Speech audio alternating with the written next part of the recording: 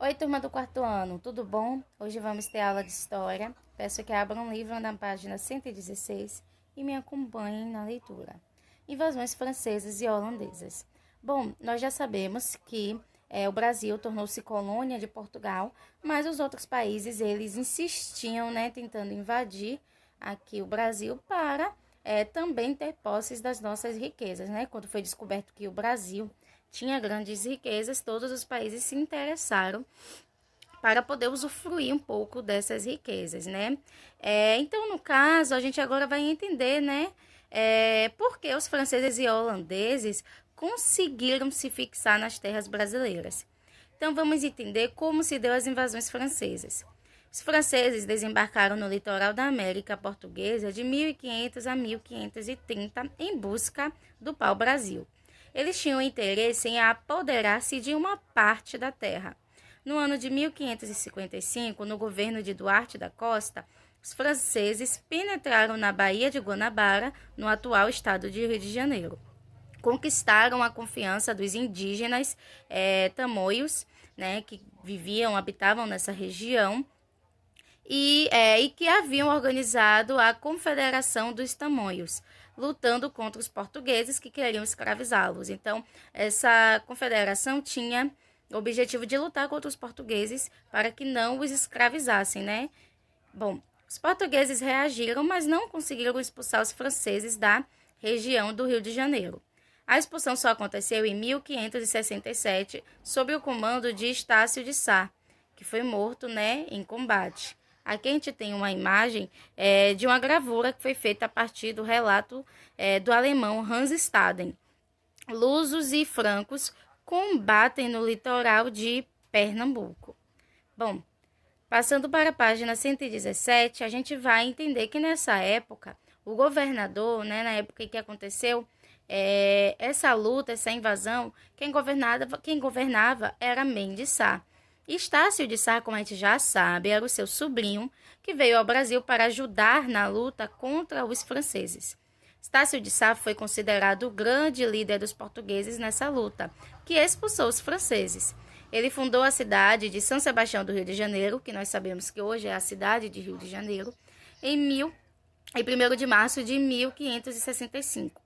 Os franceses voltaram a invadir a América Portuguesa em 1612, então eles tentaram novamente uma invasão. E aí conseguiram estabelecer-se no Maranhão. Lá eles construíram em uma ilha o Forte de São Luís, que aí, né, originou a cidade de São Luís, que hoje é a atual capital do Maranhão. Em 1615, os portugueses conseguiram expulsar os franceses do Maranhão novamente, conseguiram expulsar, e aí começaram a povoar, a morar nessa região, sendo assim a melhor maneira de conseguir defender, né? Morando ali, eles conseguiriam ter controle das invasões. Então, aqui a gente tem a gravura, né, da partida de Estácio de Sá, e essa tela ela foi construída por Benedito Calixto. Agora nós vamos aprender sobre como se deu as invasões holandesas. Filipe II, que era o rei da Espanha em 1580, assumiu o poder após a morte do seu tio-avô, Dom Henrique I, o rei de Portugal. Assim, Portugal e suas colônias, inclusive o Brasil, né, que era a colônia de Portugal, passaram para o domínio espanhol, isto é, passaram a pertencer à Espanha. E essa junção das coroas é chamada de União Ibérica. Então, o que é União Ibérica? É a junção das coroas. Veja bem, Portugal e suas colônias acabaram sendo passadas, né, sendo controladas pela Espanha. O rei da Espanha, Filipe II, era inimigo dos holandeses porque os Países Baixos, de que fazia parte a Holanda e que pertenciam à Espanha, ficaram independentes.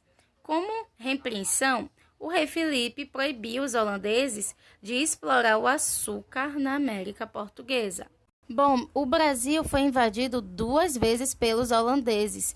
Eles ocuparam Salvador, a cidade de Salvador, em 1624 e ficaram durante 1 ano. E depois invadiram Pernambuco em 1630.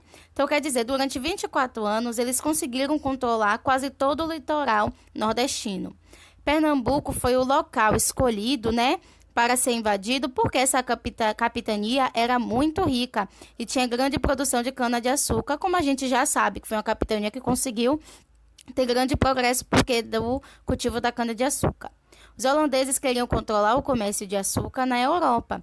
E por esse motivo, a Holanda precisava dominar, né, a região em que produzia em maior quantidade o açúcar.